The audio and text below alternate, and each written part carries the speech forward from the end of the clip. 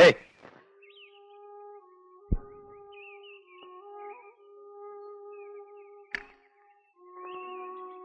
എന്നോട് ഇറങ്ങിപ്പോവാൻ പറയരുത്.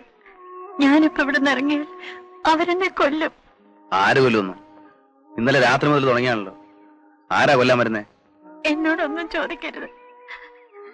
ഞാനൊന്നും പറയില്ല. രാത്രിയാവുമ്പോ ഞാൻ പോയിക്കോളാം. ഉച്ചയ്ക്ക് പിള്ളേച്ചൻ വരുമ്പോ ഞാൻ എന്ത് സമാധാനം പറയും? നീ ആരാന്ന് പറ കൊച്ചേ. ആരും അറിയില്ല സർ. ഞാൻ ഇതിനകത്തിരുന്നോളാം.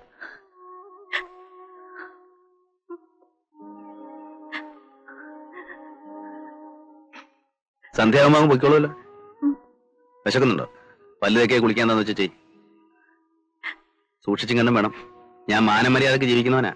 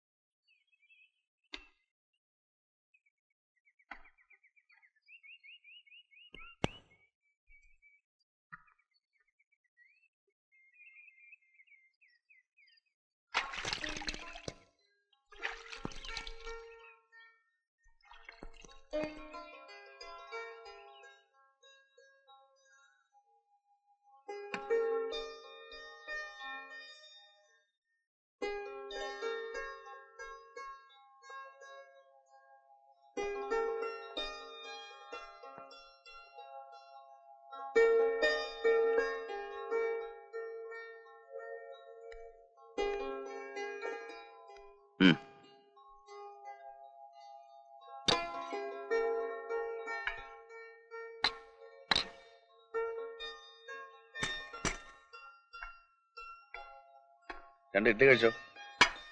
നല്ല വിശപ്പ് കാണും.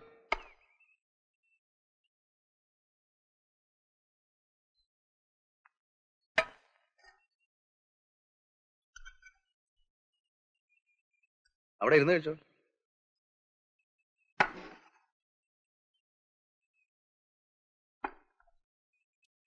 സാറിനെ ഞാൻ ഒരുപാട് ബുദ്ധിമുട്ടിച്ചു. അതൊന്നും സാരമില്ല, കഴിച്ചോ.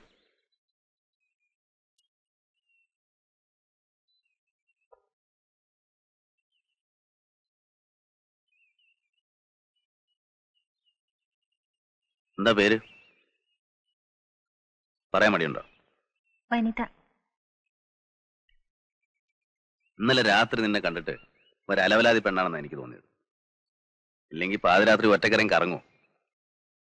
പക്ഷേ ഇപ്പൊ കണ്ടിട്ട് കുടുംബത്തിൽ പറഞ്ഞോളാന്ന് തോന്നുന്നു. എന്താ നിന്റെ പ്രശ്നം? നീ എവിടെന്നാ വരുന്നത്? ദയവ് ചെയ്ത് സാറിനോടൊന്നും ചോദിക്കരുത്. ഞാനൊന്നും പറയില്ല. പിന്നെ വേണ്ട.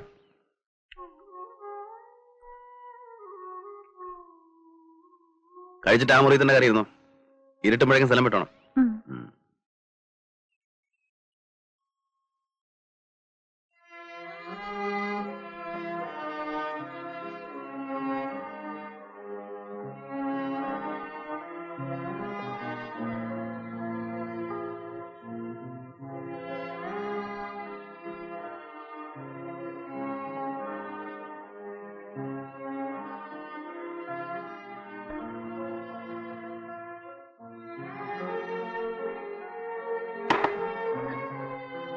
വനിതേ,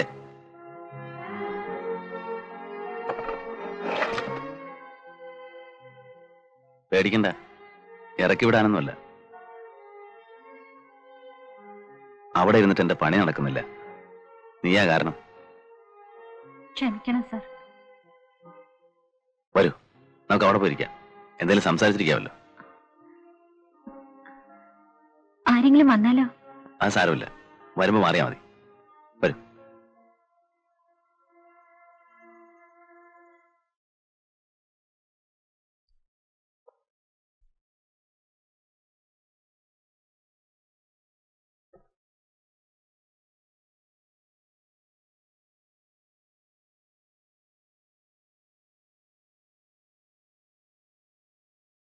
ഇരിക്ക്. ഞാൻ ആരാണെന്ന് മനസ്സിലായോ? നേരത്തെ മനസ്സിലായി.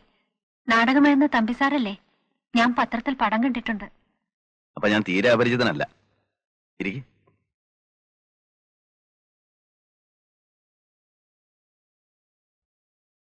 വനിതയ്ക്ക് എന്തും എന്നോട് തുറന്നു പറയാം. മറ്റുള്ളവരുടെ അനുഭവങ്ങൾ അറിയാൻ എനിക്ക് വളരെയേറെ കൗതുകമുണ്ട്. വനിതയെ സഹായിക്കാൻ പറ്റുമെങ്കിൽ അതും ചെയ്യാം.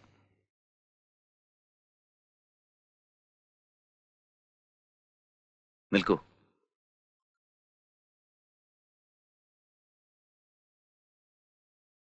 നിനക്ക് ബന്ധുക്കളാരുമില്ലേ? അച്ഛനും അമ്മയും? കല്യാണം കഴിച്ചാണോ? അല്ല. പറയൂ കുട്ടി, ഞാൻ ആരാണെന്ന് നിനക്കറിയാം. ഉപദ്രവകാരിയല്ലെന്ന് മനസ്സിലായല്ലോ. നീ ആരാണെന്നറിയാൻ എനിക്ക് ആഗ്രഹമുണ്ട്. വെറും ഒരു ഹ്യൂമൻ ഇൻട്രസ്റ്റ്, ഒരു ക്യൂരിയോസിറ്റി. നിന്റെ നാടേതാ? എറണാകുളത്താ. വീട്ടിൽ ആരൊക്കെയുണ്ട്? വീട് ഇപ്പോഴെനിക്ക് വീടില്ല. അച്ഛനും അമ്മയൊക്കെ? അച്ഛൻ മരിച്ചുപോയി. അമ്മയോ? അമ്മയുണ്ട്, എവിടെയാണെന്ന് അറിയില്ല.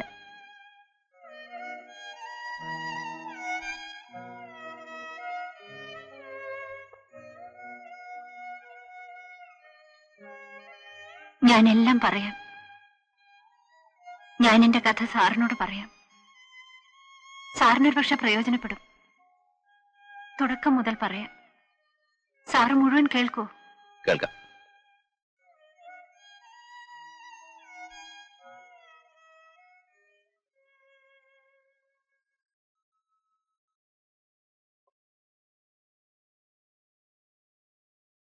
എന്റെ അച്ഛൻ പട്ടണത്തിലെ വലിയൊരു ബിസിനസ്സുകാരനായിരുന്നു.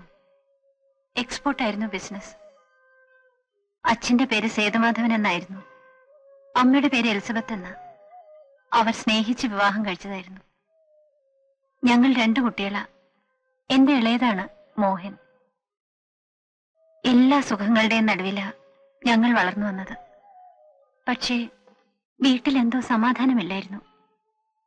അച്ഛനും അമ്മയും തമ്മിൽ വഴക്കിടാത്ത ദിവസങ്ങളില്ല.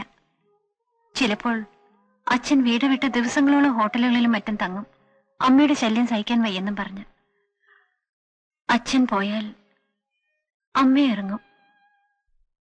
ഞങ്ങൾ കുട്ടികൾ തനിച്ചാവും. വേലക്കാരുണ്ടാവും വല്ലതും വെച്ചു തരാൻ. എനിക്ക് ഓർമ്മ വെച്ച കാലം മുതൽ ഏതാണ്ട് ഇതായിരുന്നു വീട്ടിലെ സ്ഥിതി. അറിവ് വെച്ചപ്പോൾ, ജീവിതം എന്താണെന്ന് മനസ്സിലാക്കി തുടങ്ങിയപ്പോൾ ഓരോന്നിന്റെയും അർത്ഥം പിഴയറ്റി തുടങ്ങി. ഒരിക്കലും ഒത്തുചേരാൻ പാടില്ലാത്ത 2 വ്യക്തികളായിരുന്നു എന്റെ അച്ഛനും അമ്മയും എന്ന് ഞാൻ മനസ്സിലാക്കി. ഞാൻ കോളേജിൽ 1-ാം വർഷം ഡിഗ്രിക്ക് പഠിക്കുമ്പോൾ അച്ഛന്റെ ബിസിനസ്സിൽ നഷ്ടങ്ങൾ വന്നു തുടങ്ങി. അച്ഛന്റെ ശ്രദ്ധക്കുറവുകൊണ്ടാകാം അത് സംഭവിച്ചത്. മനസ്സമാധാനം നഷ്ടപ്പെട്ട അച്ഛൻ ശാരീരികമായും തളർന്നിരുന്നു. വീട്ടിൽ പണത്തിന്റെ കുറവ് ആദ്യമായി അനുഭവപ്പെട്ടു തുടങ്ങി. പട്ടിണിയുടെ വക്കോളം എത്തി. എന്റെ യുവത്വത്തിന്റെ സ്വപ്നങ്ങളുടെ നിറങ്ങൾ മങ്ങിത്തുടങ്ങി. ഞാൻ പുതിയ സ്വപ്നങ്ങൾ തേടി. കവിതകളായി അത് ഞാൻ നെയ്തെടുത്തു. കവിതകളായിരുന്നു എന്റെ ജീവൻ.